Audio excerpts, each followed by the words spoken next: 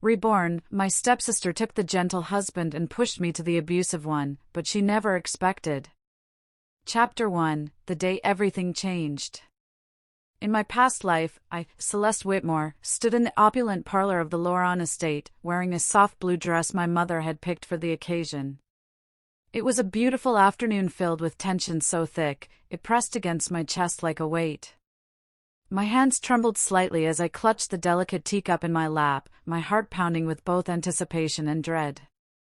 That was the day Ivy and I were to choose our husbands. At the time, I thought it was destiny wrapped in tradition. Our family, deeply rooted in old wealth and older expectations, believed that women must marry wisely, strategically.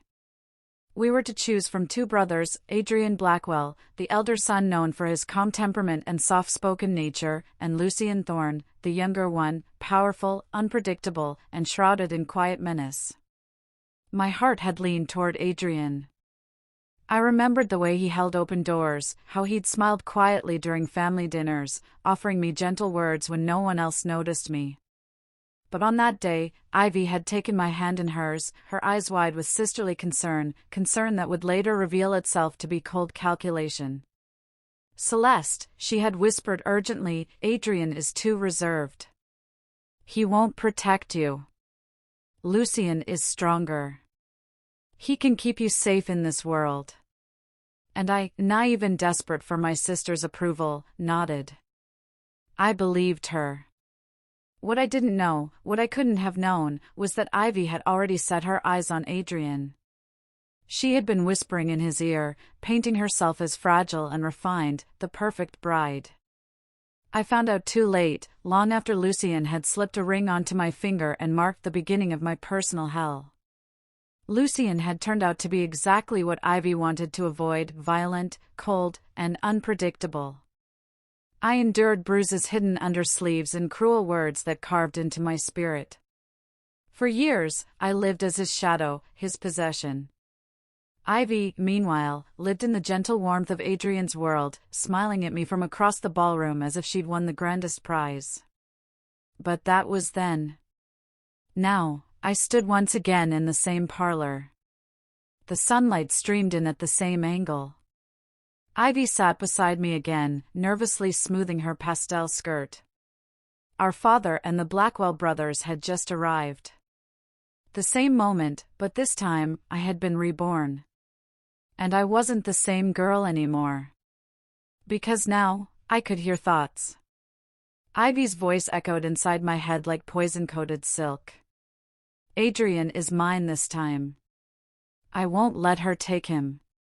I just need to act sweet, make her doubt herself again." My spine straightened. My grip on the teacup loosened. I exhaled a breath I hadn't realized I was holding. This time, I didn't need to ask for her advice. I didn't need her permission. And I certainly didn't need to walk into the same trap again. The doors opened and in walked the Blackwell brothers, Adrian in a crisp gray suit, offering his usual warm nod, and Lucien behind him, eyes sharp and unreadable. Our father rose. "Girls, you know what today is. It's time to make your choice." Ivy reached for my hand again, but I gently pulled mine away. I stood, calm and deliberate. My voice didn't shake this time. "I choose Adrian Blackwell," I said clearly, eyes locking with his. "And I wish my sister the best with Mr. Thorne." Gasps fluttered through the room. Ivy's eyes widened, panic slipping through her perfect mask. "What is she doing? That wasn't the plan, why didn't it work?" But I only smiled. Because this time, I was in control. And this time, Ivy would be the one to suffer the consequences of her own schemes. Chapter closure and emotional resonance. As Ivy stared at me in stunned silence and Adrian blinked in quiet surprise, I finally felt it, a sliver of freedom. This wasn't just about marriage anymore. It was about reclaiming my fate, decision by decision. The past life had taught me pain. This life would teach me power. And I intended to use it all. Chapter 3: A Cage of Velvet and Thorns. I always thought the worst kind of pain was physical, the kind that bruised skin and left scars to be hidden beneath silk sleeves. But I was wrong. The worst pain was being forgotten, overlooked, and discarded, as if my feelings had never mattered at all. While Laurent basked in the glow of candlelight dinners and soft-spoken affection from Adrian Blackwell, I stood silently beside Lucien Thorne, the man she had so carelessly left behind. The man who would become my husband. The wedding was a private affair, hurried, cold, and without any celebration. My hands trembled as I stood beside him, cloaked in white, but not purity, no, this white felt like surrender. Lucien hadn't smiled once that day. His jaw remained clenched, his posture rigid. He didn't look at me when he slipped the ring on my finger, didn't meet my eyes when we were announced as husband and wife. But his fingers tightened around mine, just slightly, enough to bruise. I told myself he was simply angry. That he'd wanted Ivy. That none of this was personal. I was wrong. Our first night together wasn't romantic. It wasn't even quiet. Lucien threw his jacket across the room as soon as the bedroom door shut. "Don't expect affection," he said without turning. "You're not the woman I wanted." My heart twisted, but I said nothing. "What? No tears?" he scoffed, finally facing me. "I thought you'd cry, beg for kindness. You're not even trying to pretend you matter." I stared at him. "I don't." Something in his gaze faltered, but only for a moment. He left the room without another word. I curled up on the edge of the bed that night, still in my wedding dress, as the moonlight bled through the curtains like a silent witness to my unraveling. Days turned into weeks. The mansion was grand, but it felt like a prison. Every corner whispered secrets I hadn't earned, and every glance Lucien gave me was cold, calculating. He didn't hit me, not at first. He used silence as a weapon. Disdain as armor. He stripped away my identity, piece by piece, until I could no longer recognize the girl in the mirror. "And Ivy?" She smiled from behind lace parasols, leaning into Adrian's touch like she'd never known pain. She'd gotten what she wanted. And I had become a placeholder, a discarded pawn in her little game. But I endured. Because I knew something she didn't. This wasn't my first life. This was my second. And though I'd been forced to walk through hell again, I knew the fire this time. I understood how long it burned and how deep it scarred. But I also knew how to survive it. Introspection. There were nights I would sit in the drawing room, untouched tea cooling beside me, and stare out at the horizon. In my past life, this was when I began to break, shattered by every cruel word, every long absence, every touch that felt like punishment. But now, I was quiet not because I was defeated, but because I was planning. I had spent too long grieving for a future that had never been mine. It was time to reclaim it. Lucien thought I was broken. Ivy thought I was irrelevant. The world thought I was meek. Let them believe it, for now. Closure to a pivotal moment. One evening, after yet another dinner filled with silence and sharp glances, Lucien stood beside the fireplace with a glass of whiskey in his hand. He didn't look at me when he said, "Why don't you just leave?" I met his gaze calmly, for the first time not afraid. "Because I don't run," I replied. "And someday, you'll realize I was the one who stayed." He looked at me then, really looked. But whatever flicker had passed through his eyes was quickly masked by indifference. He left the room, but I knew the conversation had planted something, a seed of confusion. Doubt. And I would let it grow. Room for further exploration.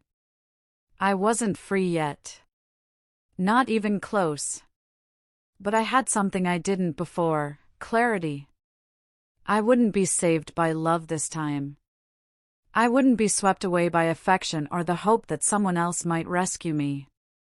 I would be the one to carve my escape, one calculated step at a time.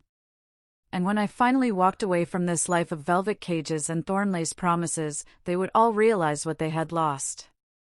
Especially Ivy. Chapter 5: The Day It All Changed. Pick Lucien. He's volatile, but I can handle him. As long as I get Adrian, everything will be perfect. The voice echoed, clear, malicious, and unmistakably Ivy Lawrence. But she hadn't said a word. I froze, hand hovering just above the selection paper laid before us, heart thundering in my chest. I turned to look at her. Ivy's lips were curved into the soft, demure smile she always wore in front of the elders. But her eyes, those bright green eyes, gleamed with calculation. Did I just hear her thoughts? Confused, I glanced at the other young women in the room. They all stood nervously by their seats, whispering or fidgeting with their hairpins, waiting to choose their suitors from the list of eligible men presented by our families. This was the moment that had sealed my fate in my previous life. The day Ivy tricked me into taking her place, pushing me into the arms of Lucien Thorne, the cold, violent heir of the Thorne Empire, while she ran into the embrace of Adrian Blackwell, the man who had once been mine. But this time, something was different. Because this time, I could hear what Ivy was planning. Introspection. In my previous life, I had been naive, hopeful. I believed that good behavior and patience would be rewarded. That Ivy truly saw me as her sister. But her betrayal, and the decade of torment that followed, had burned that innocence out of me. I had died a quiet, broken woman. Yet now, fate had thrown open a door. I had been reborn, placed right back at the precipice of everything. Only now, I had a gift. A weapon. I could hear people's thoughts. Dialogue and confrontation. Celeste, Ivy whispered, leaning closer with that faux affectionate smile. You look nervous. Want me to help you decide? I turned to her, smiling just as sweetly. No need. I know exactly what I want. She blinked, caught off guard. What? That's not what she said last time. Why is she smiling? Don't tell me she suspects something. The whispers in my mind confirmed everything I had feared, and more. I turned my gaze to the table where the names were displayed: Lucien Thorne, Adrian Blackwell. Others I didn't recognize or care about. In the last life, I hesitated. I had let Ivy steer me. This time, I picked up the pen with a steady hand and marked a name Ivy never expected. Neither Adrian nor Lucien. Wait, Celeste? Ivy gasped, a little too loud. That's not what you said before. A few heads turned. I tilted my head, pretending confusion. Is there something wrong, Ivy? Her lips tightened. No. She was supposed to pick Lucien. Why is she going off script? But I smiled sweetly and handed in my paper. I'm simply choosing who I believe is best for me. Resolution.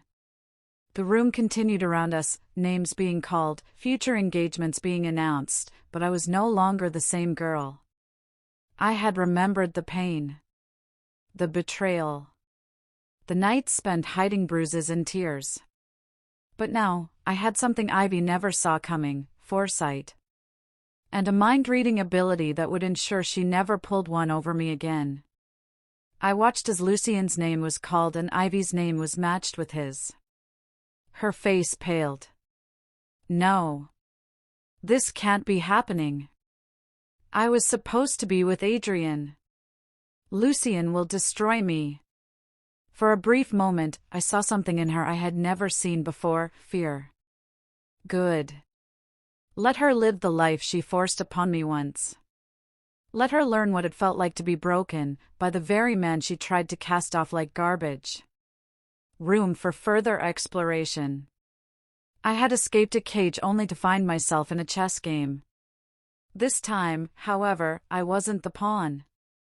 I intended to climb higher. To build a life on my own terms. To wield this gift I had been given not with vengeance, but with clarity. And if Ivy and Lucien crossed my path again? They would find that Celeste Whitmore wasn't the quiet, obedient girl they remembered. She was reborn. And she was listening. Chapter 7, Let Her Have Him. The air in the hall buzzed with anticipation. Silk gowns whispered against polished marble floors, and perfumed elegance hung thick in the air. This was the day the Whitmore family presented its daughters for the traditional marital match, a century-old rite of status and strategy. I sat beside Ivy Laurent, my stepsister. Beautiful, poised, and venomous beneath her porcelain smile. We wore matching lilac dresses, a facade of unity. But I could feel the tension between us, coated in the saccharine sweetness she used so well. As our names were called, I folded my hands in my lap, projecting serenity. And then I heard it. This time, I'll snatch Adrian before Celeste does. Let her rot with Lucien instead. Her inner voice rang out with triumphant malice, and I smiled. Not outwardly.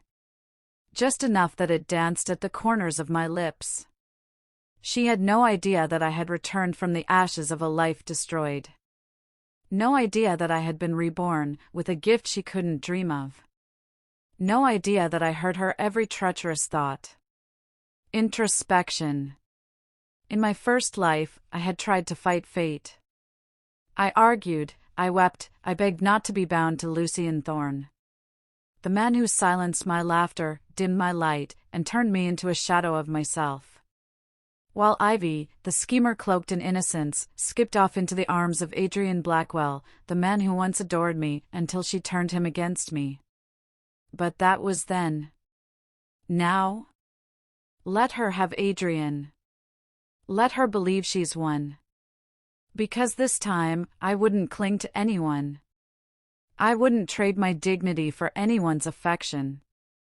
I was building something far greater than romance, freedom. Dialogue and decision. Ivy leaned in, brushing her curls back behind one ear. Have you made your choice? She asked sweetly. I nodded. Absolutely. She doesn't suspect a thing, she thinks I'm still clinging to Adrian, I thought with an amused hum. As the announcer stepped forward with the pairing papers, my father gave me a proud nod, unaware of the storm beneath the surface. Miss Celeste Whitmore, the announcer called, your preferred match? I stepped forward, taking the feathered pen. Behind me, I felt Ivy shift in anticipation, practically bouncing in her heels. In my previous life, I had written Adrian's name. A name she stole. Now, I wrote. No match. Gasps filled the air. I turned to the stunned crowd and spoke clearly, my voice calm and regal. I decline the marriage selection.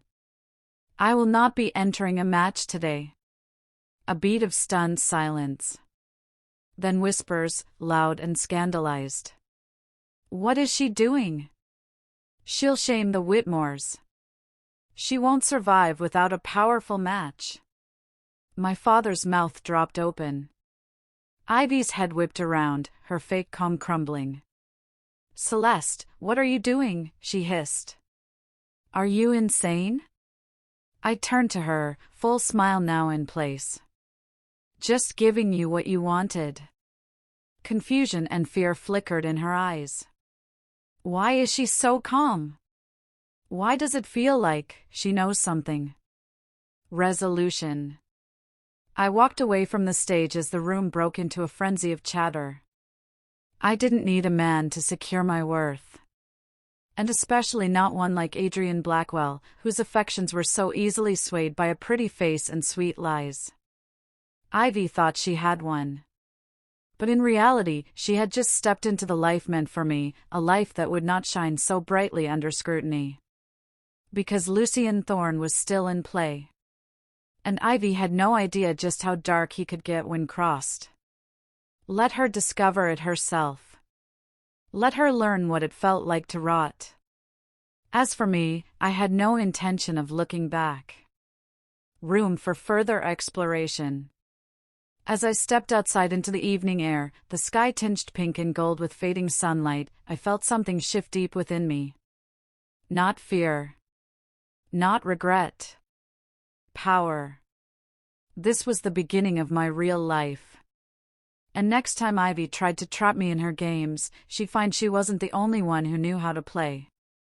Chapter 9. The game has changed. The crowd had not yet settled for my shocking withdrawal from the marriage selection. Voices still murmured in disbelief behind painted fans and under jeweled veils. The tradition had never been broken until now. But I had more than broken it. I had rewritten the rules. And the players had no idea the game had already begun. Introspection. In my first life, I would have crumbled under this attention. I would have turned to Ivy for reassurance, not realizing she was the one who lit the fire beneath my feet. But that girl was gone.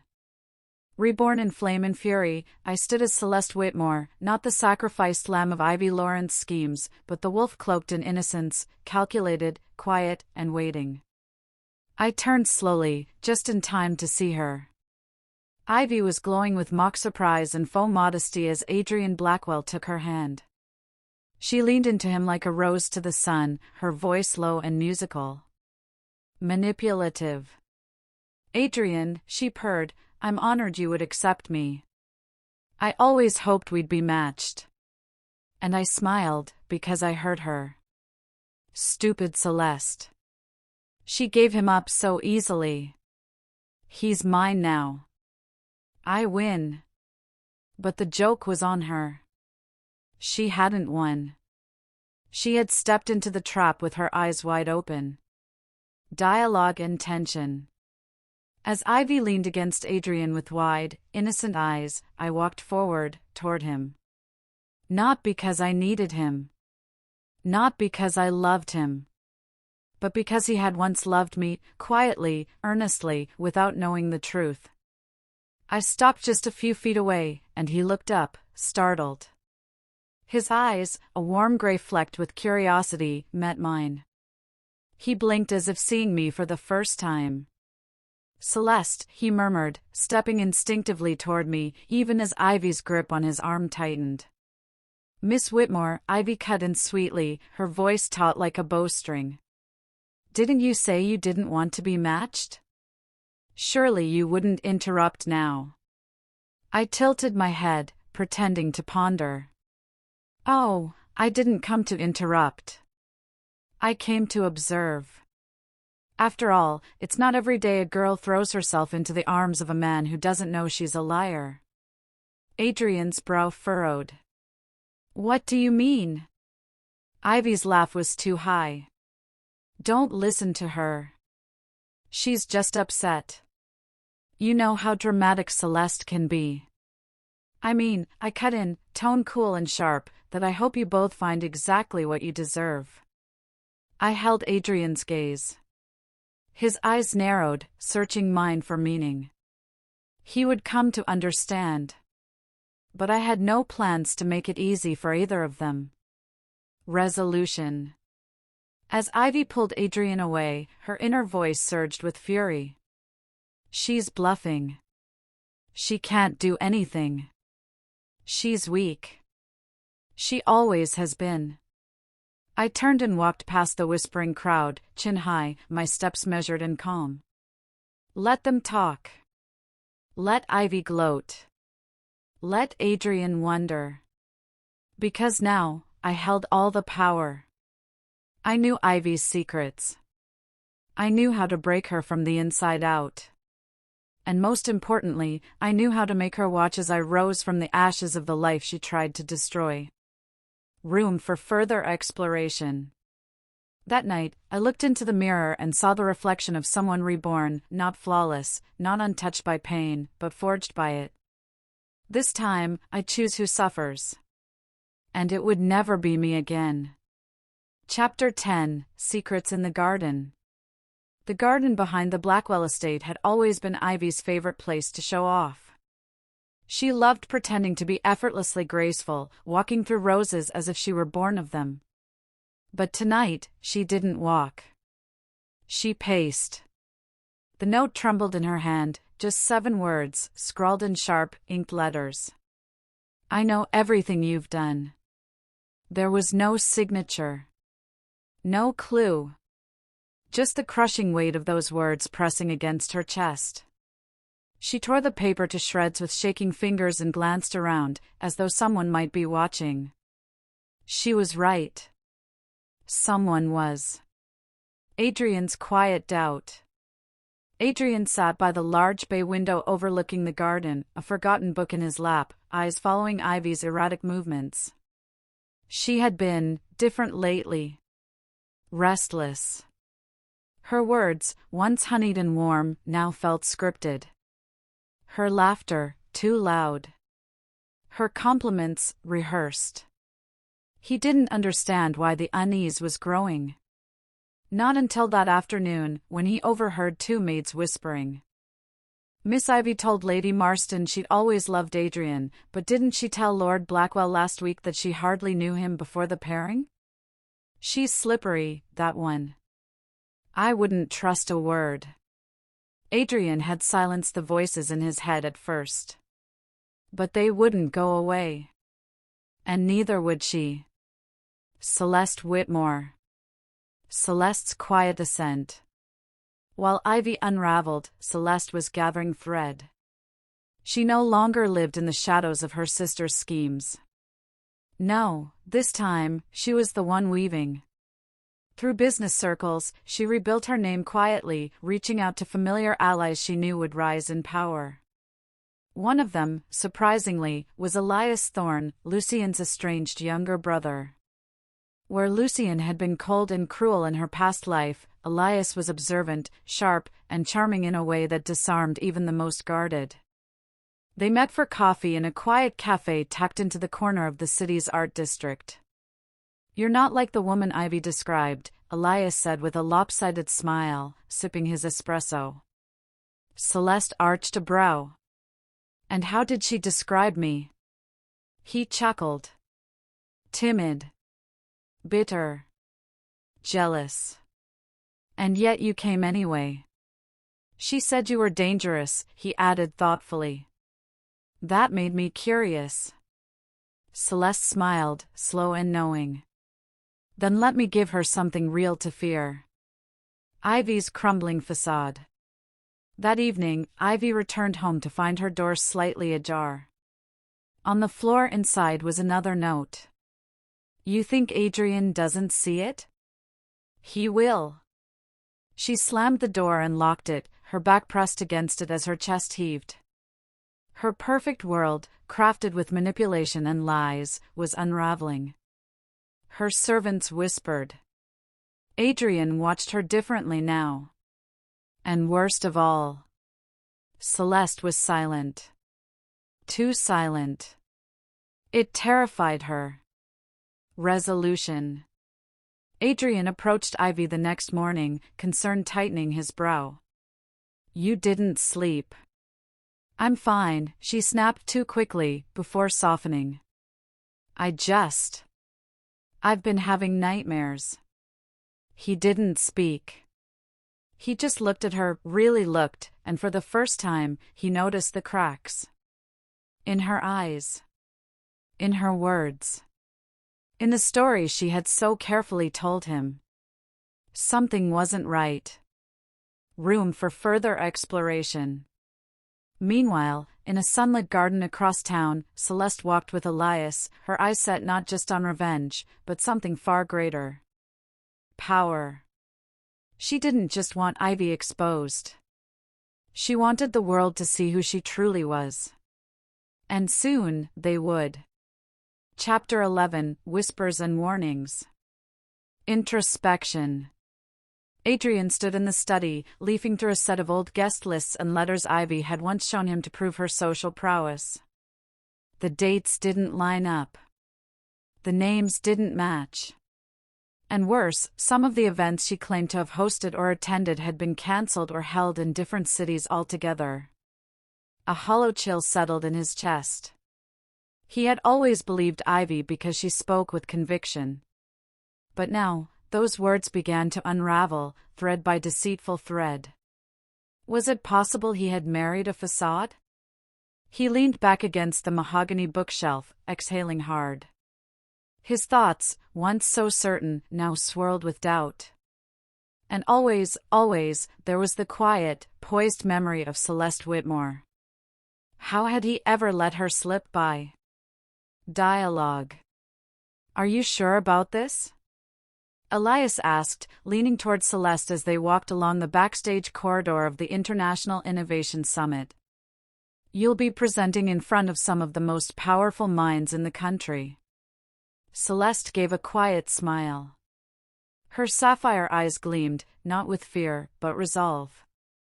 I've prepared for this moment my entire life. I just didn't know it. Elias paused, watching her with something bordering admiration. Ivy's been trying to get a seat at this table for 3 years. Celeste turned her head slightly. Then she should have earned it instead of stealing everything from others. He laughed under his breath. I almost feel sorry for her. Don't, Celeste replied coolly. She's only beginning to pay the price. Scene, Ivy's spiral. Back at the Blackwell estate, Ivy's hands trembled as she watched the summit broadcast live on her screen. There, at the podium, dressed in regal navy silk, stood Celeste. Calm. Brilliant. Applauded. The very invitation Ivy had once schemed for with months of fake charity events and bribed endorsements now belonged to the woman she once called a shadow. She screamed. Papers flew. A vase shattered. Adrian, hearing the noise, entered, but said nothing. He merely stared at her, wordless and expressionless. The silence was worse than any words. Confrontation looms. That evening, Ivy arrived unannounced at Celeste's small but elegant townhouse. The world outside was quiet, but inside Ivy burned with rage.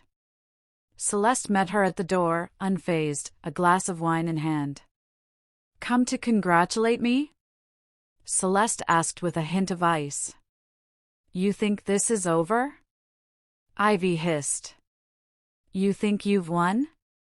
Celeste tilted her head. It's not about winning. It's about justice. Something you never cared for. You ruined me. No, Ivy, Celeste said, stepping forward. You ruined yourself. I simply stopped protecting you. Ivy trembled, her hands balling into fists. I'll tell Adrian everything. I'll spin it back, I'll. Do it, Celeste cut in, voice sharp as a blade. Tell him about the forged letters. The stolen funds. The fake miscarriages. Tell him how you laughed the day I was dragged away by Lucien, knowing what kind of man he really was. Ivy froze. I know everything, Ivy, Celeste whispered. And I have evidence. The color drained from Ivy's face. Leave before you embarrass yourself any further, Celeste said, stepping back. And pray that I remain merciful. Resolution. That night, Ivy wept alone in her car, mascara streaking her cheeks as she sat parked outside the estate. Adrian hadn't come looking for her. He never would. Inside the house, Adrian stood over a folder Elias had given him, documents, photos, dates, proof. Everything Ivy had built was a lie. And everything Celeste had endured, she had done so in silence and strength. I was wrong, he muttered, the weight of realization suffocating. But realization would not bring her back. Room for further exploration. Celeste had made her first real move. The summit had been her platform. Now, she would build her empire. And this time, no one would take it from her. Not Ivy. Not the Holloways. Not even Adrian. Chapter 12, Broken Crowns and Rising Queens. Introspection. Celeste stood before the floor-to-ceiling windows of her penthouse apartment, overlooking the glittering skyline. The city, once a stage for her humiliation, now bowed quietly beneath her feet. The summit's success had sparked a chain reaction. Investors, corporations, and media outlets all wanted a piece of the poised, brilliant woman who had defied the odds. But what caught her off guard was the sealed letter on her desk, stamped with the insignia of the Athena Circle, a discreet, invitation-only consortium of the world's most influential female leaders. Inside, it read, "We've been watching your ascent. Your grace, your strategy. You don't belong in the shadows. You belong on the throne. Come meet us in Vienna. Let's discuss your future." For the first time in years, Celeste felt something that had once been foreign to her, hope, not the fragile kind, but the kind carved from steel and survival. Dialogue, Adrian's attempt. Adrian stood outside her office building, watching as the security guard made a discreet call before turning to him. "Miss Whitmore said she's unavailable for personal matters." His jaw tightened. "Did she get my messages?" "She read them," the guard replied with a small nod. "And deleted them." Adrian swallowed hard. Every path back to her was blocked, not with bitterness, but with indifference. He hadn't just lost her love, he'd lost the right to even be remembered. Scene, Ivy's unraveling. Across town, Ivy Laurent sat in her living room, watching the news play out in cruel detail. A journalist stood outside the Blackwell estate, papers in hand. Sources confirmed that Ivy Laurent manipulated charity funds, faked endorsements, and used insider connections to secure her marriage to CEO Adrian Blackwell. An investigation is now underway. Her phone buzzed again, another sponsor pulling out. Her stylist. Her agent. Even her social media followers turned, leaving venom in the comments. But what destroyed her most was the silence from Adrian. She dialed him.